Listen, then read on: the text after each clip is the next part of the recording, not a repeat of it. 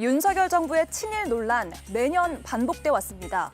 취임 첫 해에는요, 옛 청와대 본관을 모형으로 만들자고 했다가 논란이 커졌습니다. 이 건물이 조선총독부 관저였기 때문이죠. 총독 관저였던 청와대 옛 본관도 헐도록 조치함으로써 민족 자존심을 되찾는다는 결단으로 힘들게 없애놨더니 왜 세금을 들여서 다시 복원을 하려 하느냐, 이런 비판이 쏟아졌습니다. 자, 그 다음 해는요, 후쿠시마 오염수 방류 문제를 두고도 시끄러웠습니다. 한일 정상회담에서 우리 정부가 시찰단을 보내기로 하면서 오염수 방류를 사실상 용인했다는 논란도 불거졌습니다.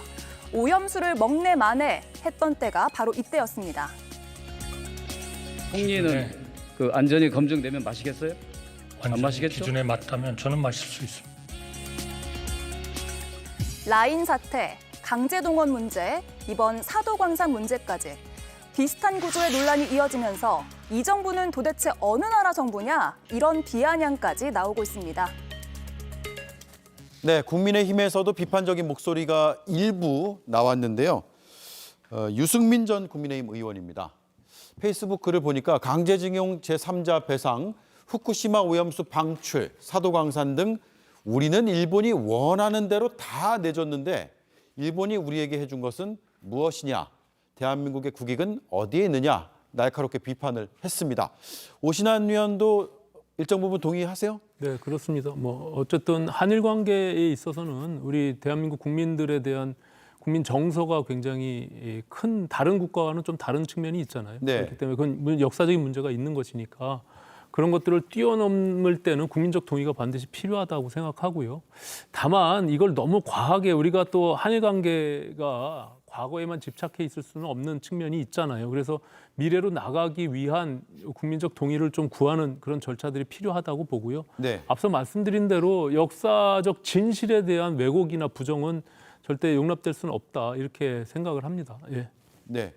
자, 유승민 전 의원이 국익은 어디 있나라고 마지막 줄에 이렇게 물어봤는데 조국 혁신당도 비슷한 시각의 논평을 냈더라고요. 그렇습니다. 저것을 통해서 얻을 수 있는 건 일본의 국익이죠. 대한민국의 국익은 아닙니다.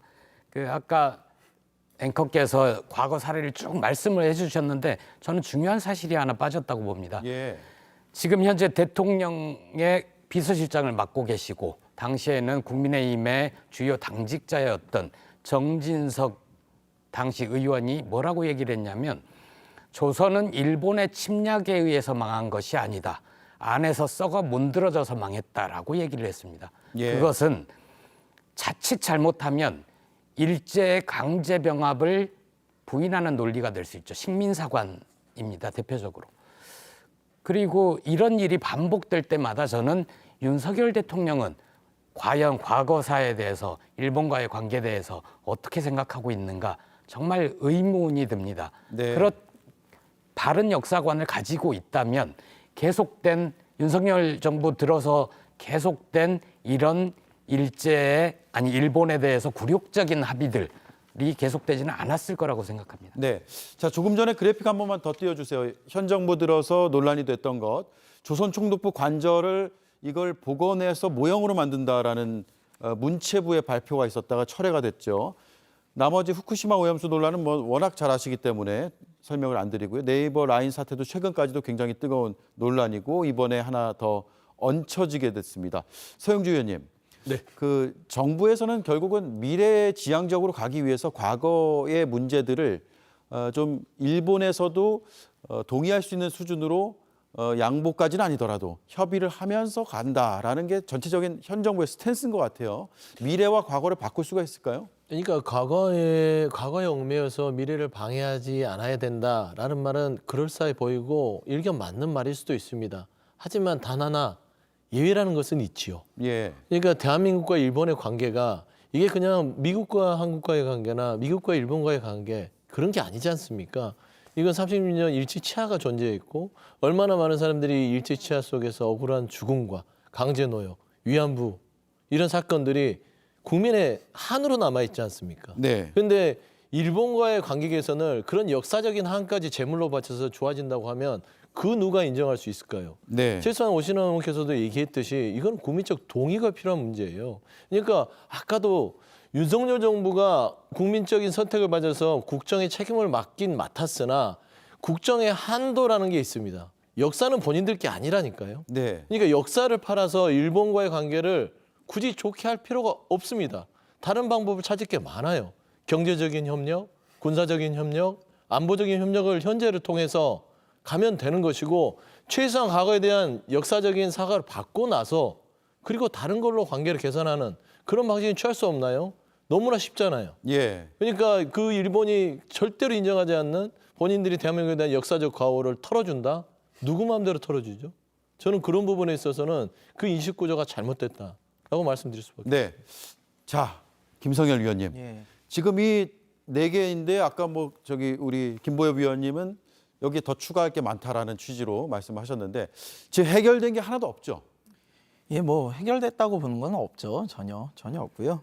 저는 그래도 우리나라의 정부와 여당이 친일적인 행태들을 한다라는 것을 그렇게 믿고 싶지는 않습니다. 믿고 싶지는 않은데요.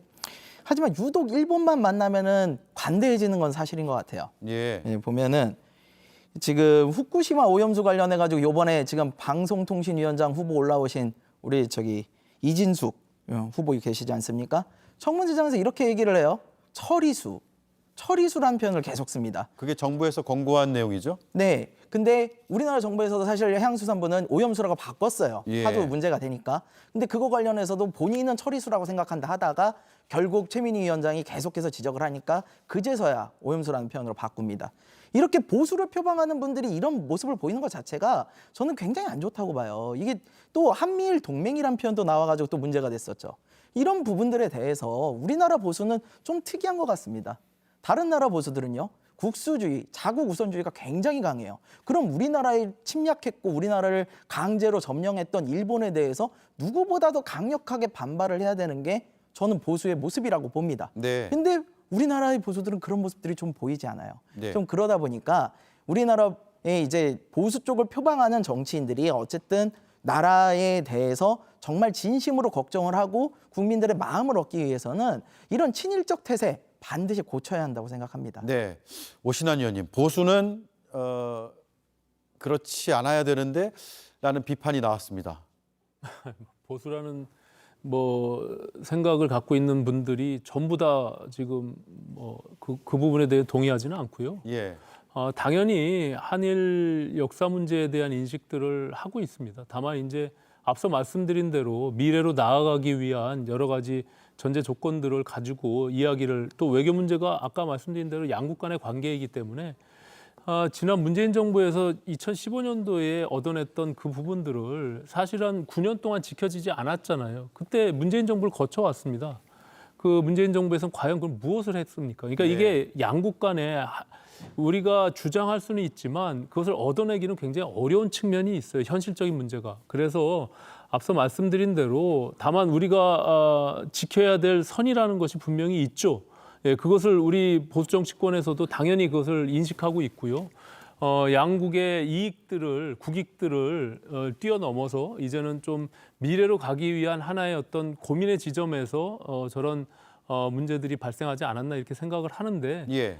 다만 국민적 정서가 분명히 있다라는 점을 다시 한번 말씀드리고 강제 동원됐다라는 부분들은 역사적 팩트입니다. 그러니까 그런 부분들을 양보하면서까지 그 선을 넘어서는 안 된다. 저는 개인적으로 그렇게 생각합니다. 예.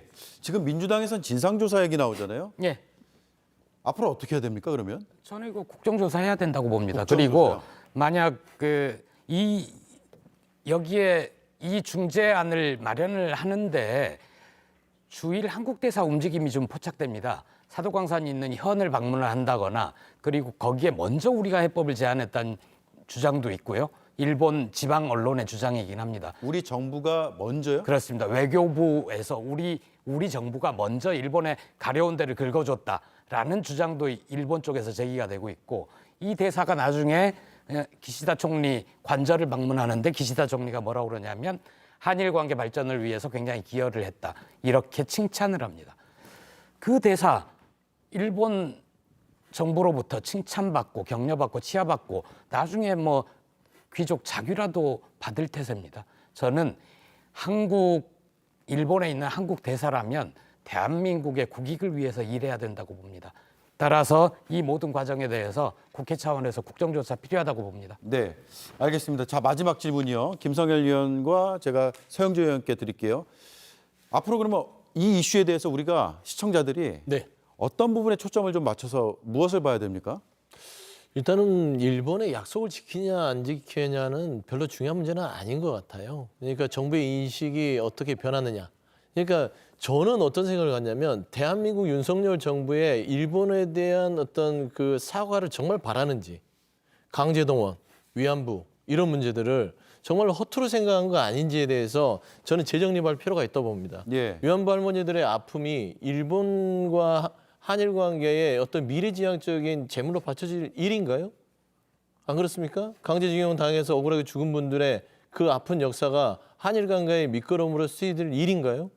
그런 자세부터 제대로 고치면서 가지 않는 이상 한일 관계의 어떤 역사인식의 어떤 지금 현재 구조는 영원히 바뀌지 않는다. 그리고 한동훈 대표가 얘기했던 민심에 올라타려는 마음, 언강생심이다. 그렇게 말씀드리고 싶습니다. 예. 저희 개혁신당의 경우는 허은하 지도부 들어서자마자 이용수 할머니를 찾아뵀습니다. 위안부 문제에 대해서 누구보다 심각하게 생각을 하고 있고요. 근데 그런 것들을 하고 있음에도 불구하고 정부가 이렇게 친일적인 행태를 보이는 것에 대해서 국민들 굉장히 납득하기 어렵다고 생각을 합니다. 이 부분에 대해서는 좀 전에 국정조사 얘기 나왔지만 그 부분에 대해서도 저희는 동의를 하고요. 그뿐만이 아니라 윤석열 정부가 이거는 대국민 사과해야 된다고 봅니다.